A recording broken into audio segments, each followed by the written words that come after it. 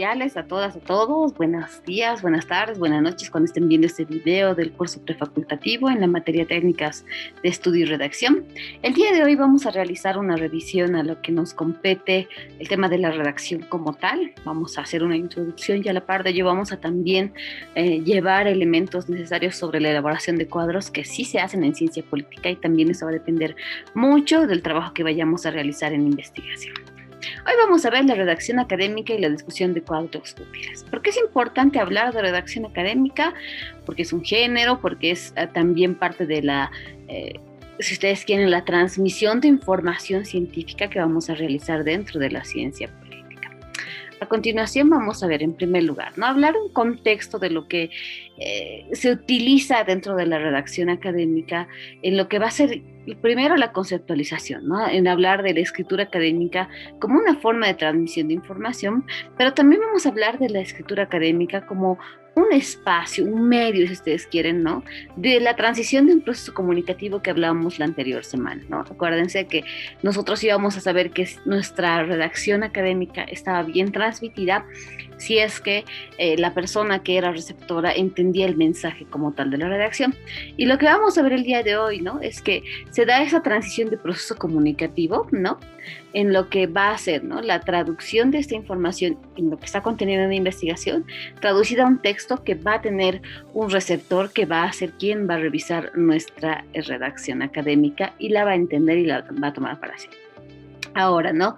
Hablando de la escritura académica, sabemos que la escritura académica es un género literario, ¿no? De unas características particulares. ¿En qué sentido, no?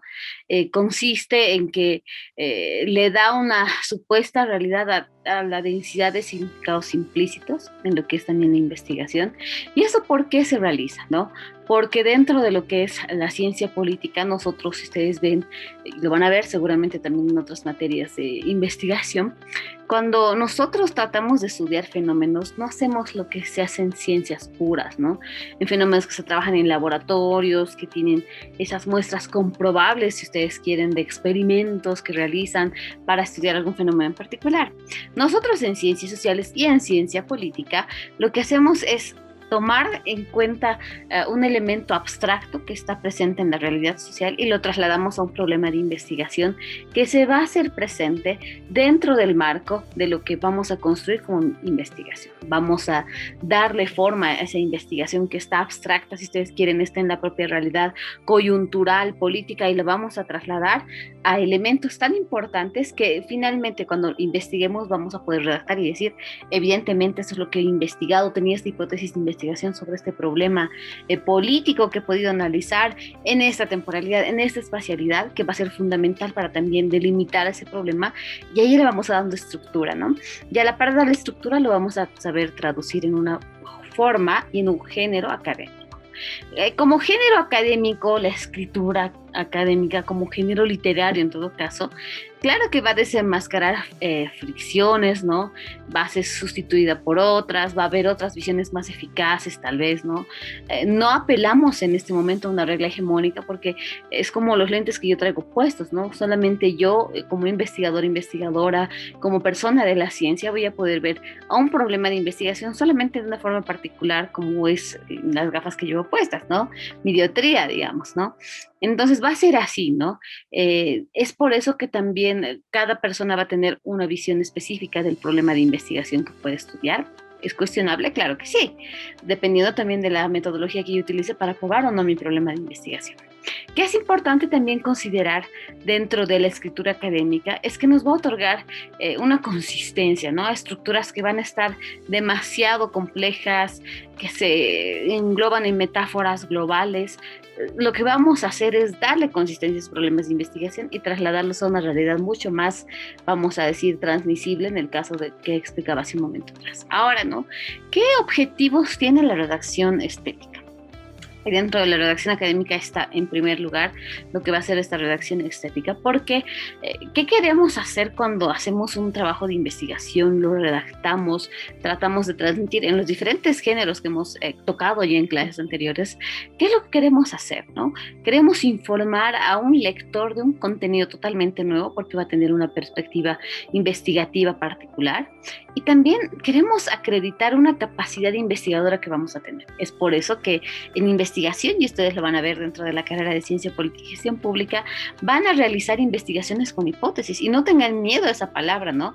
A lo que puede ser plantear un problema de investigación, una pregunta de investigación, que es fundamental en el marco de lo que van a realizar ustedes al comprobar problemas de investigación, porque no solamente vamos a hablar de aspectos cualitativos, sino también cuantitativos, que nos van a ayudar a corroborar todo lo que se investiga, ¿no? O sea, eso es lo que tiene también este objetivo de la redacción científica, estética que vamos a tener, porque no simplemente vamos a crear un monstruo, ¿no? Describir lo que se nos ocurra. Vamos a seguir una secuencia de pasos para poder realizar parte por parte todo el contenido que vamos a redactar.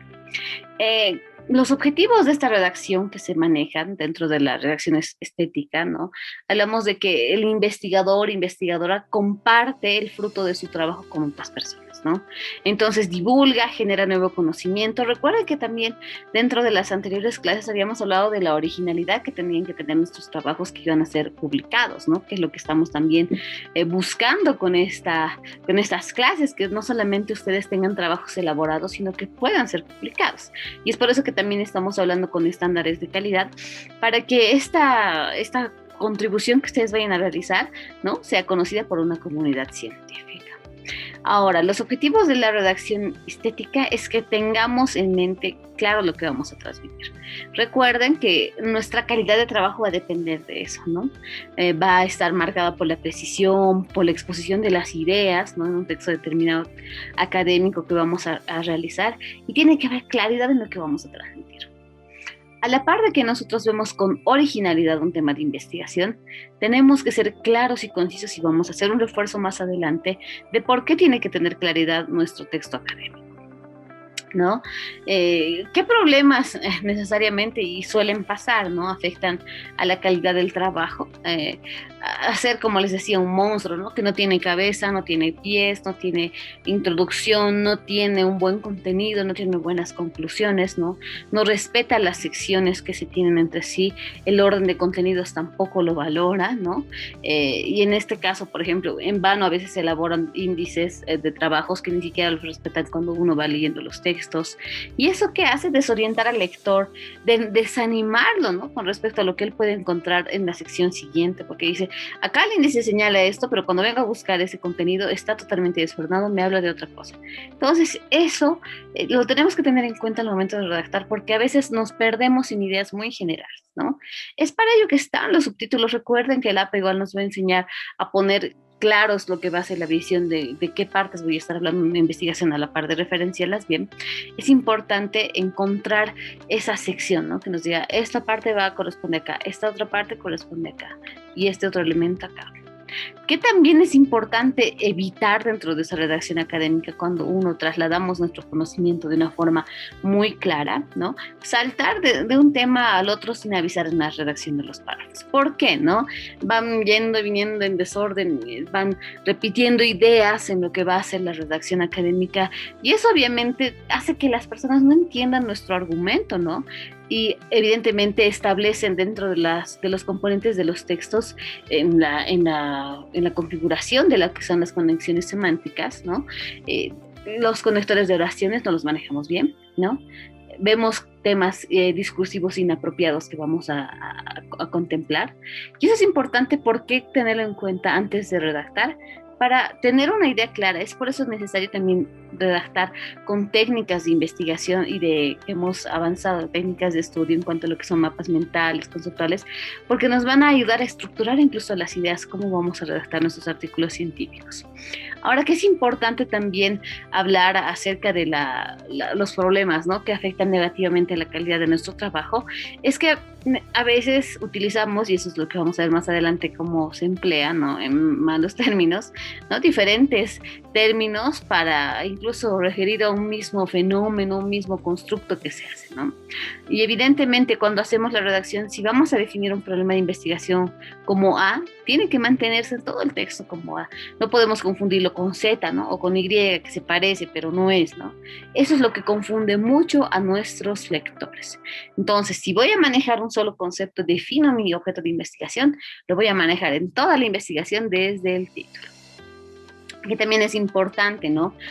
Evitar en esos temas de redacción académica, cuando hago estas descontinuidades en cuanto a la redacción, primero, cuando realizo también estas desconexiones y esta utilización de diferentes términos, conceptos para la definición de mi objeto de investigación, ¿no? Ponemos en peligro la validez de nuestra argumentación, ¿no? Y desautoriza nuestro razonamiento. Aquí, porque aquí viene a decir, ¿no? El lector, aquí no entiendo nada, aquí me ha hablado de una y otra cosa que al final ni siquiera entiendo bien qué me ha querido decir, porque ha abarcado todo por solamente mostrarme algo que quería en su título, pero que al final no lo he logrado entender, ¿no? Y eso lo vamos a ver dentro de lo que va a ser incluso una descortesía académica, ¿no? Una muestra de falta de empatía que no va a permitir a nuestros lectores tener una calidad de un texto académico que debería ser, ¿no? Por dar temas por sobreentendidos, por hacer esa mezcolanza que he hecho mención. Entonces debemos ponernos en una reflexión académica y decir, quiero que entiendan mi texto, sí, entonces voy a escribir de forma ordenada, de forma clara, para que los lectores puedan entender lo que voy a decir, ¿no? Y ahora entonces, ¿cómo redacto de forma correcta? Si ya sé cómo no hacerlo, los errores que no debo cometer, y esto igual ustedes analicen. ¿Cometen esos errores cuando ustedes van a realizar su redacción académica? ¿Sí o no? Y aquí ya vamos a ver cómo realizar, ¿no? El primer elemento, en principios básicos, vamos a ir profundizando a medida que avancemos las clases, ¿no? Debemos pensar en lo que vamos a escribir antes de hacerlo. ¿Por qué, no? Porque al no hacerlo, cometemos una gran equivocación, ¿no? Antes de sentarnos a escribir, debemos asegurarnos que tenemos claro lo que vamos a decir, ¿no? Definir claramente lo que queremos expresar. No nos vamos a centrar en la estructura de las palabras, sino en las ideas que queremos transmitir. Hagamos un bosquejo. Utilicemos las técnicas de estudio, ¿no? Para transmitir esta información. Voy a estructurar un mapa conceptual partiendo de una idea central, desglosando en ideas secundarias que pueda tener. Perfecto, lo voy a realizar de esa forma. Segundo elemento importante. Uno, el tema de las ideas debe estar clara. ¿En qué correlación de orden va? Perfecto. Avanzamos con ese primer elemento. El segundo elemento, los puntos y lo que va a ser todo el tema de ortografía, ¿no? ¿Esto a qué me refiero? Cuando nosotros escribimos de forma, vamos a decir, desordenada y no sabemos incluso manejar en el Word, ¿no? Typear los signos de puntuación, estamos quitándole a nuestro lector la capacidad de tener una lectura fluida, porque no estamos escribiendo de una forma fluida, ¿no? Y debemos aprender a utilizar los signos de puntuación. ¿Esto para qué? Porque en algunos textos, no sé si ustedes han visto y lo vamos también a ver, cuando hay mucha información o hay, bueno, vamos a decir, párrafos muy largos en algunas páginas, es difícil de leer y no lo queremos revisar, ¿no? Decimos, ay, qué aburrido, no hay ni un gráfico, es por eso que también hoy vamos a aprender a ver cómo se utilizan los gráficos dentro de la redacción de los textos científicos, ¿no? Y en ese caso vamos a evitar esos párrafos que son largos, de una sola oración, en muchos casos hay a veces esas exageraciones, les ha debido pasar. A eso solo se me ocurre esta idea y ya, digamos, en este párrafo, pero no, ¿no? Siempre que estemos tentados a escribir, ¿no? Usemos una coma, pensemos, aquí le irá bien una coma, es una separación de una idea, de otra idea, pero están conectadas, ¿dónde usar los puntos, ¿no? Entonces debemos pensar siempre en el lector, es decir, si a mí me gustaría leer un texto, ¿cómo quisiera que esté redactado? Que sean largos los párrafos de páginas enteras, no, que tengan coherencia entre ellos, sí. Ahora, que también es importante descartar dentro de la escritura académica va a ser los adjetivos y los adverbios, ¿no? Las descripciones van a ser importantes. Uno, para el tema de conseguir una buena narrativa, pero muchas personas van a abusar demasiado de adjetivos y adverbios, ¿no? En este caso debemos revisar nuestros textos, que todas las palabras que estén presentes como muy, realmente, quizás, asombroso, increíble, verdaderamente, justo, ¿no? O sea, dándole una adjetivación, una calificación, nos va a perjudicar en la redacción académica para la lectura de nuestros, vamos a decir, nuestros lectores, valga la redundancia. ¿Por qué? Porque decir, ¿qué tipo de texto académico es este? Que tiene muchas subjetividades, ¿no? Desde tu punto de vista va a ser muy, muy increíble lo que estoy aportando a la ciencia política con este texto. No, no utilicemos esos términos y dejémoslos de lado. Importante, y es igual tenemos esta muletilla generalmente, ¿no?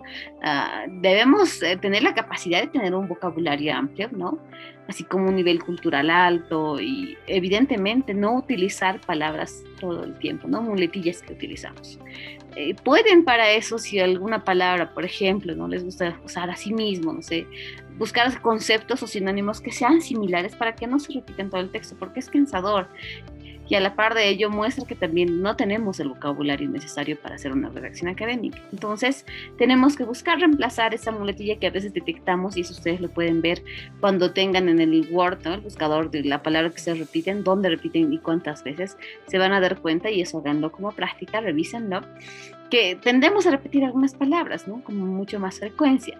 En ese sentido, lo que tenemos que hacer es tratar de ampliar nuestro vocabulario. Y lean, para eso no hay otra medida más que leer, que revisar, que nos va a permitir también tener textos de mucha mejor calidad, ¿no? Lo que les decía, las muletillas, ¿no? Y lo que les decía también, búsquenlo en Word. Y es que tenemos un idioma muy amplio, ¿no? Muy amplio, muy, vamos a decir, explorado por muchos autores, que lo debemos considerar para nuestro caso hacer este término de lo que va a ser la redacción académica. Ahora, que es importante igual, por favor, chicas, chicos, utilicen subtítulos o cabezas intermedias, porque le va a dar un poco más de frescura a la redacción del texto académico que vamos a realizar, ¿no? Y obviamente con las normas APA, sabiendo que vamos a manejar textos que van a estar bien justificados, ¿no? Vamos a ver, y en este caso con los tabs que vamos a realizar, nos va a permitir que los subtítulos o cabezas intermedias, ¿no? Debemos dividir en subtemas nuestro tema general, y es por eso que también los mapas conceptuales nos pueden ayudar. Los temas centrales pueden ir como parte central del mapa conceptual, y los subtítulos van como temas, vamos a decir, como subtemas que están componiendo este tema que queremos revisar, ¿no?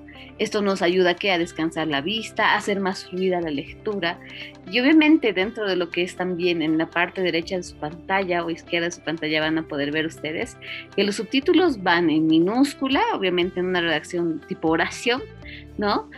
Obviamente hay que hacer la relación con el título general del ensayo, y los primeros párrafos recuerden que siempre es para presentar el problema, y lo vamos a ver más adelante. En cuanto a lo que va a ser la correlación con los otros subtítulos, vamos a ver que se dan argumentos como tal de lo que nosotros queremos señalar en nuestra redacción. No abusar de los signos de puntuación y de las negrillas, ¿no? A veces a todo lo que redactamos le ponemos negrilla, cursiva, subrayado, lo que decíamos que no se hace con el APA, ¿no?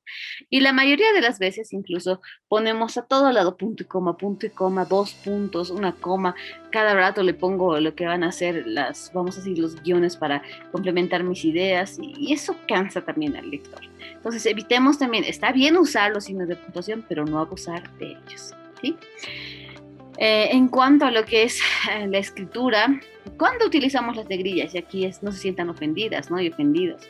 ¿Cuándo utilizamos las negrillas? ¿En qué sentido no se sientan ofendidos? Cuando a veces sí tendemos a utilizar mucho, en todo el párrafo le metemos, ¿no? Incluso cuando hacemos una presentación de PowerPoint o de Prezi, a todo le queremos meter negrillas. No es así, ¿no? Las negrillas y las letras itálicas en redacción académica nos muestran qué queremos resaltar en una idea que estamos transmitiendo. Puede estar esto en un párrafo reflejado, como en el ejemplo que ustedes ven, ¿no? Y obviamente tenemos que hacerlo solo cuando lo merite, cuando hay algo tan importante que queremos transmitir en esa información, que lo vamos a resaltar de esa forma. Es necesario, sí, utilizar correctores de ortografía, ¿no? Para no tener equivocaciones en cuanto a lo que va a ser también la transmisión de nuestra redacción académica. ¿Y eso por qué, no? Porque no todos lo hacen, no estamos acostumbrados generalmente en Bolivia a utilizar este tema de la revisión de la ortografía, no todos, obviamente. Las personas que lo hacen, no hay problema. Pero aunque Word es muy funcional, ¿no? No arregla todos los errores que podamos tener. Y es por eso que cuando redactamos, una vez redactado, tenemos que leer el texto, revisarlo nuevamente y proceder a ver si es que tenemos algún error, ya sea de redacción o de ortografía. Si no sabes cómo se utilizar una palabra, tal vez has leído en algún texto una palabra que te ha llamado la atención, pero no sabes cómo utilizarla, mejor no la uses, ¿no? Lo mismo en temas de gramática, ¿no? Cuando no sabes cómo utilizar una palabra en un contexto específico, no lo emplees. ¿Hay que establecer una estructura para el tema del texto? Sí, es importante. ¿Por qué, no? Porque de forma más sencilla podemos redactar las entradas que vamos a hacer en cuanto a la redacción, ¿no? ¿Cuáles van a ser los párrafos de inicio de lo que va a ser un subtítulo? ¿Cuáles los de conclusión de un determinado subtítulo, ¿no? Incluyendo el tema de la introducción. Eso nos va a permitir también tener en cuanto al relacionamiento del título, lo que van a ser los subtítulos, el desarrollo, ¿no? La introducción y las conclusiones, una pirámide invertida, si ustedes quieren, ¿no? Que nos va a mostrar de qué estamos yendo, de lo más importante a lo más, vamos a decir, mínimo, que es lo que vamos a ir desmenuzando las ideas con los subtítulos y llegamos a una conclusión final. Establecer una estructura es importante también. ¿Por qué? Porque en el primer párrafo de las principales, estas 5 preguntas que debes responder, tiene que tener sentido la lógica que vas a redactar, ¿no? Trata de mostrar qué, quién, cuándo y cómo y dónde estoy haciendo esa redacción o qué estoy significando dentro de mi redacción académica. ¿Qué estoy queriendo señalar? ¿Qué estoy queriendo transmitir con el tema de esta información? Importantísimo también ser auténtico. Como habíamos señalado al inicio, pueden haber personas que también hayan investigado sobre la misma temática que yo estoy tocando.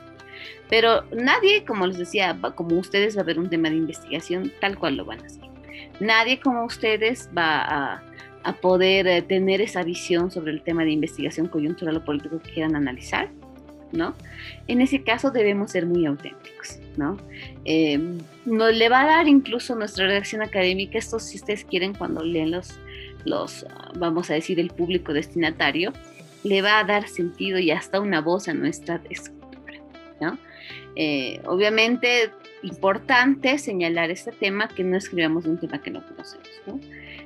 Cuando estemos escribiendo, evidentemente podemos tener autores que sean de nuestra fascinación, que sean nuestros autores, vamos a decir, favoritos, pero no escribamos como ellos, ¿no? Y no escribir también de temas que no conocemos como tal. Tiene que haber un principio, un final en nuestra redacción académica bien contundentes, que sean claros, precisos, que no tengamos ningún otro tema de observación.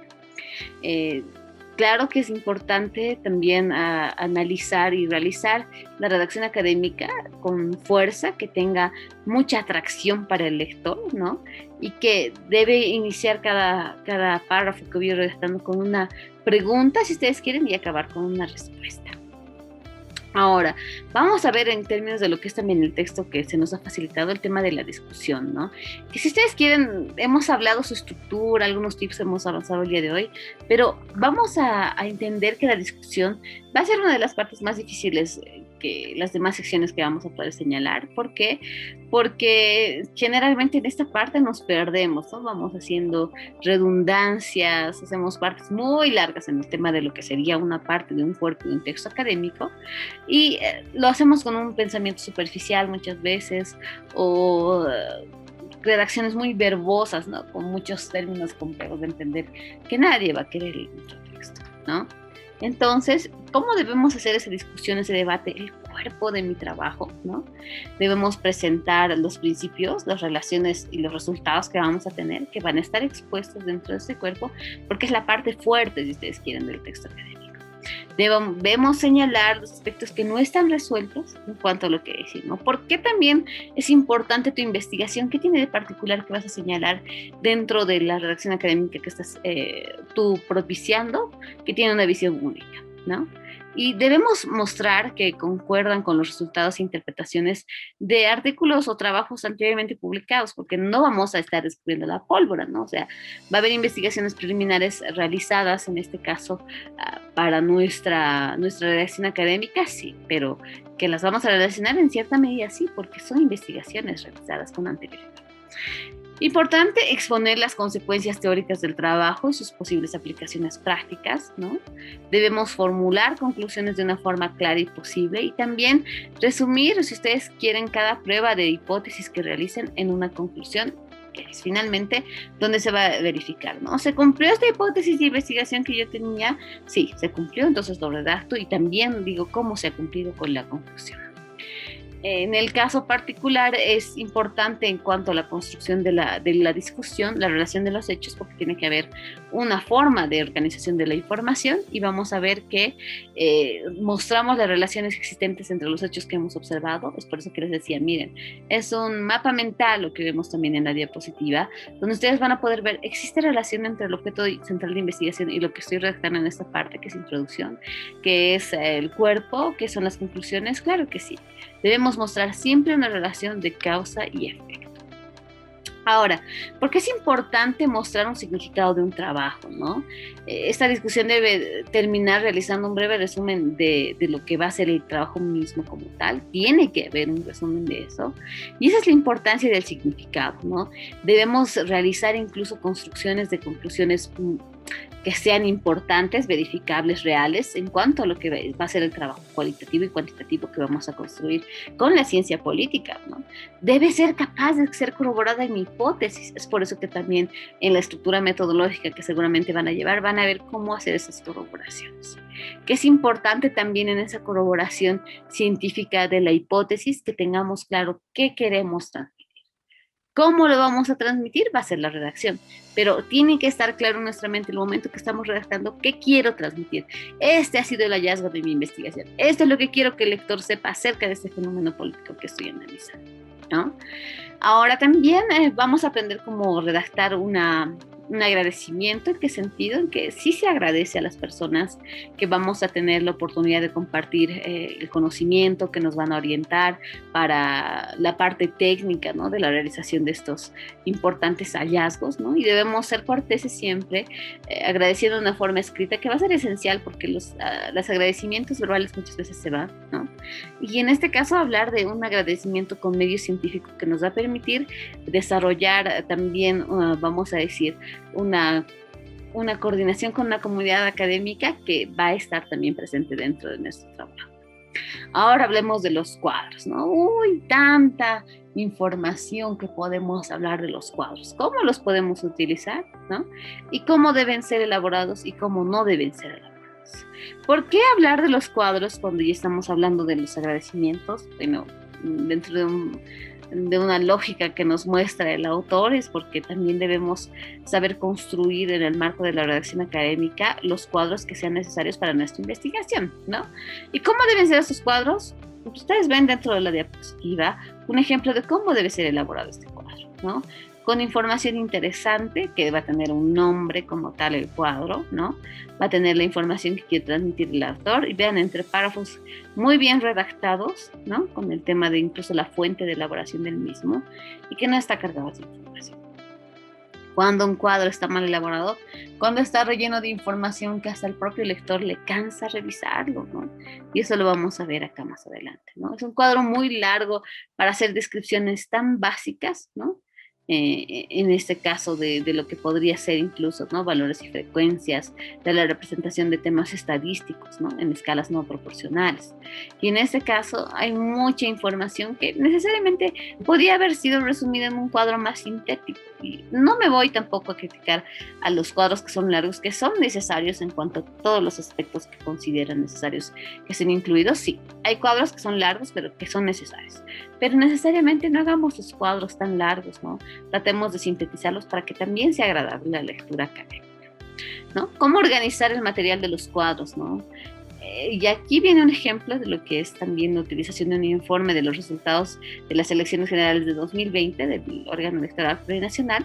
Los datos pueden presentarse de forma vertical como horizontal, no hay ningún inconveniente, ¿no? Aquí vemos un ejemplo de resultado de lo que son, y vamos a ver cómo son los tipos de denominaciones que tienen estos cuadros de las elecciones generales del 2020, tanto en el voto nacional y el exterior. Y está claro lo que quieren transmitir, ¿no? Está el nombre del cuadro y vamos a ver más adelante las características que debe tener un cuadro como tal. Y vamos a entender tanto en la gráfica como en las gráficas, como en los cuadros, que son los datos importantes sobre los resultados de las elecciones generales, ¿no?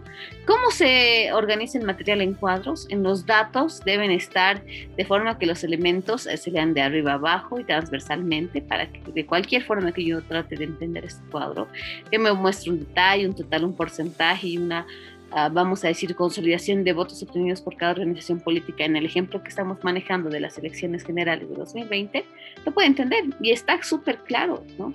Cuánto, en el caso de los detalles, ¿no? Cuántos ciudadanos inscritos ha habido, cuántos han sido los votos emitidos, los votos válidos, los votos nulos, los votos blancos, ¿no?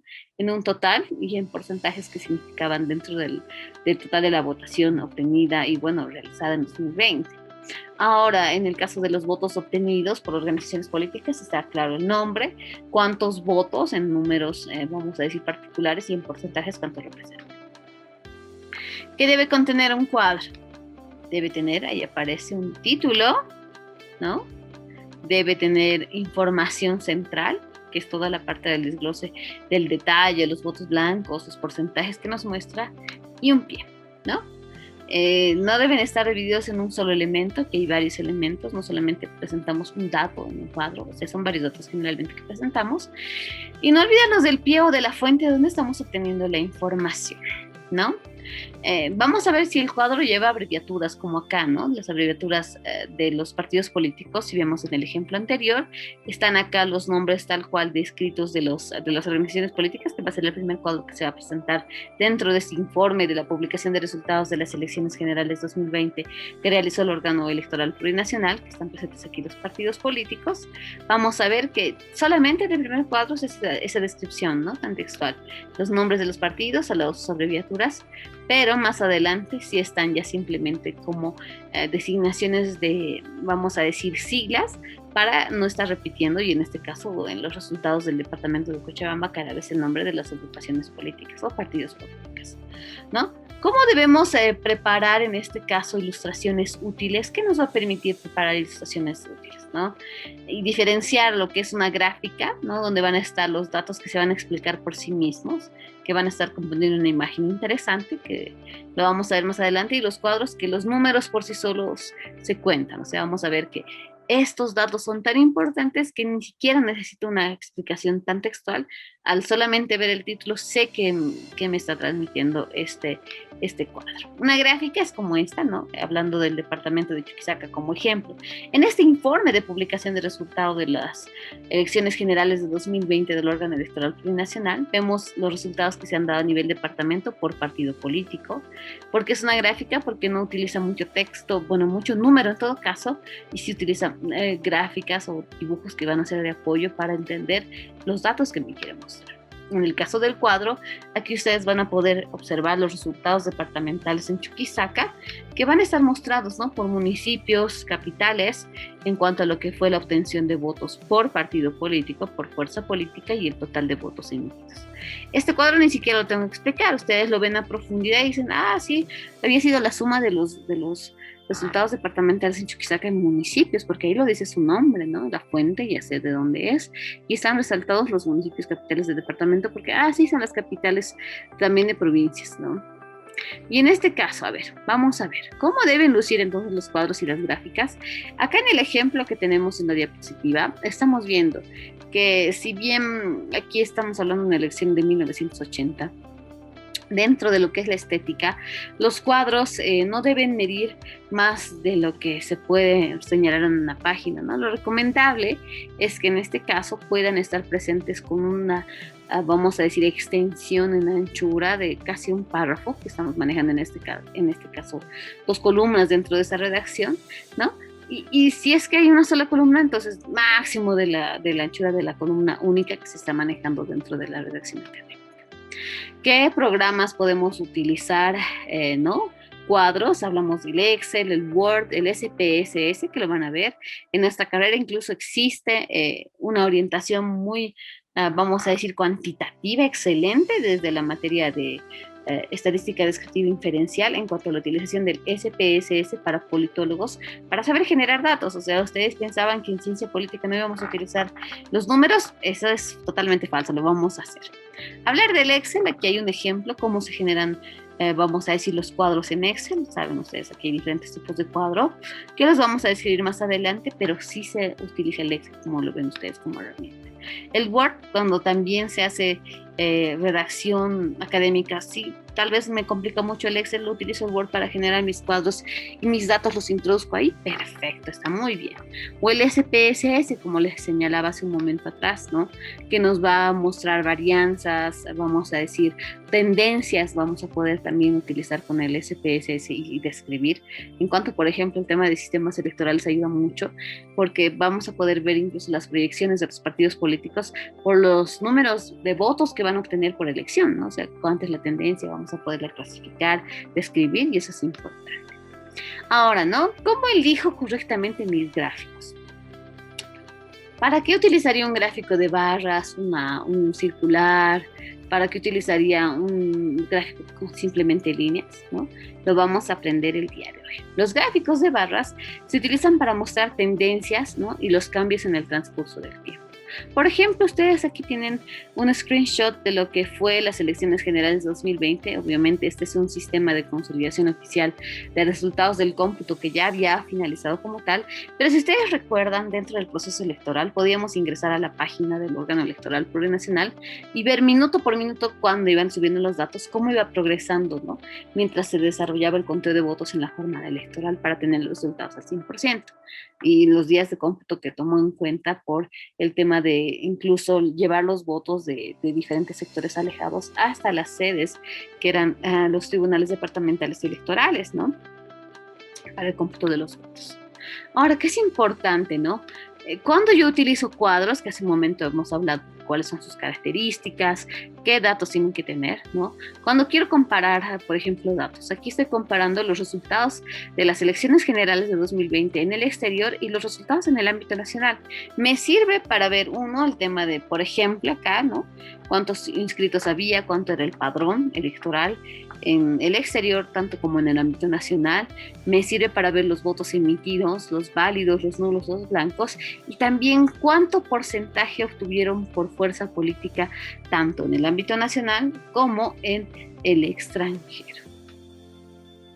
Importante también, cuando utilizo los gráficos de sectores. Estos gráficos nos van a ilustrar proporciones y nos van a mostrar también cambios en el transcurso del tiempo. Por ejemplo, acá este dato también está tomado del conteo al 100% de todo lo que fue el resultado de las elecciones generales de 2020, considerando resultados nacionales como los internacionales, ¿no? Los del extranjero. Y aquí me hace mención, ay, perfecto, puedo hacer incluso los votos válidos, blancos y nulos, saber cuáles son, ¿no? Y ver cómo va cambiando eso en el tiempo, en una comparada que puede ser con otras elecciones que se vengan más adelante.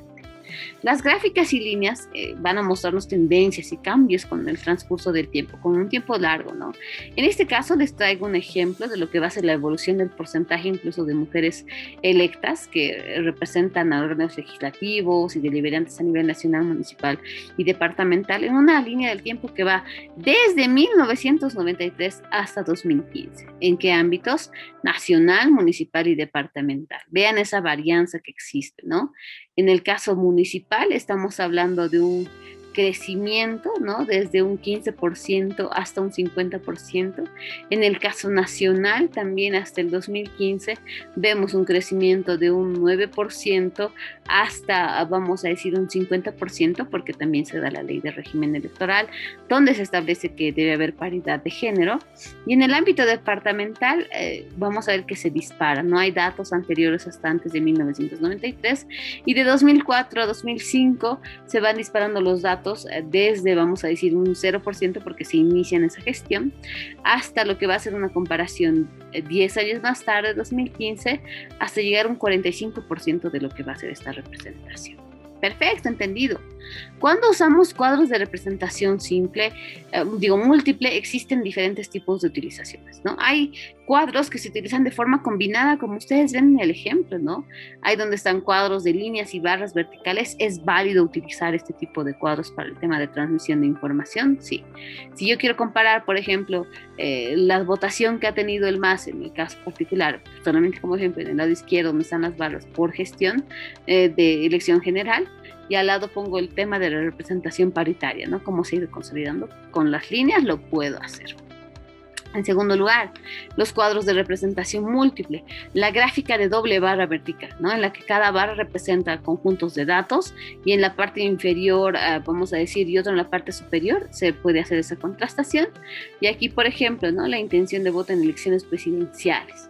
¿A qué fechas? ¿No? Hay una, la primera que nos habla del 31 de agosto al 2 de septiembre, de lo que va a ser el 2019 en este caso, y el segundo gráfico comparado que nos habla del 4 al 7 de octubre, vean incluso considerando que el azul representaba a Evo Morales, el naranjado a Carlos Mesa, y el rojo a Óscar Ortiz y el, vamos a decir, gris a otros candidatos, que fue decreciendo incluso. Esto fue para el 2019 en base a los datos también que se han encontrado en esa figura. Ahora, ¿no? Habíamos visto el diagrama de líneas donde cada línea es una variable, lo hemos descrito hace un momento atrás. En el ámbito municipal es la línea roja, en el ámbito nacional la línea celeste y en el ámbito departamental. En cuanto a la evolución del porcentaje de mujeres electas como representantes titulares ante los órganos legislativos y deliberantes a nivel nacional, municipal y departamental, se entiende claramente que se utiliza cada línea para hacer una variable diferente en la descripción. Ahora, los cuadros de representación múltiple, ¿no? Con dos distribuciones. En cuanto a lo que, por ejemplo, simplemente va a ser unos escaños al Congreso a marzo de 2020 en lo que fueron las elecciones en España, ¿no? Las estimaciones y los resultados que se dieron en el día de la elección, que finalmente hace comparar el número de escaños que se obtuvo, ¿no?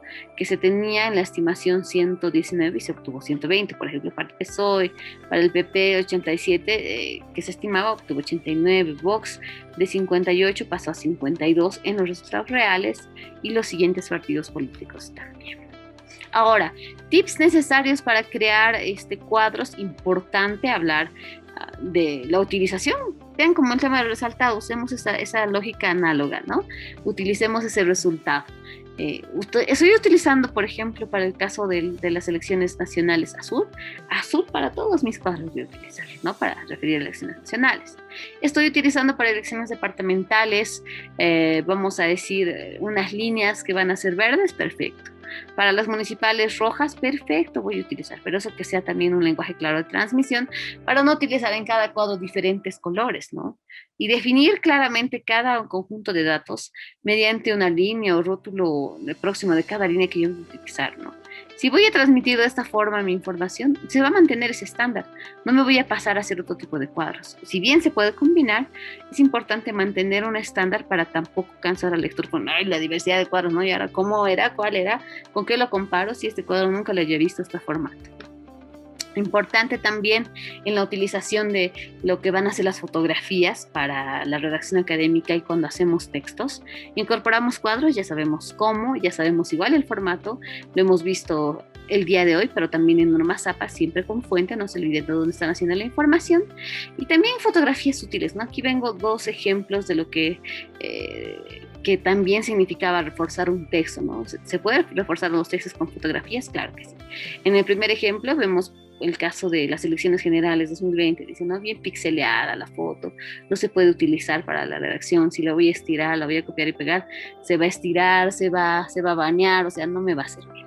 En el segundo cuadro, donde está el actual presidente Luis Arce, el vicepresidente David Choquehuanca festejando la victoria de 2020, porque hemos ido hablando de las elecciones, ¿no? Tiene alta calidad. Entonces, escoger buenas fotografías con alta resolución, porque seguramente voy a reproducir mis textos académicos y van a llegar a mucho más personas, ¿no?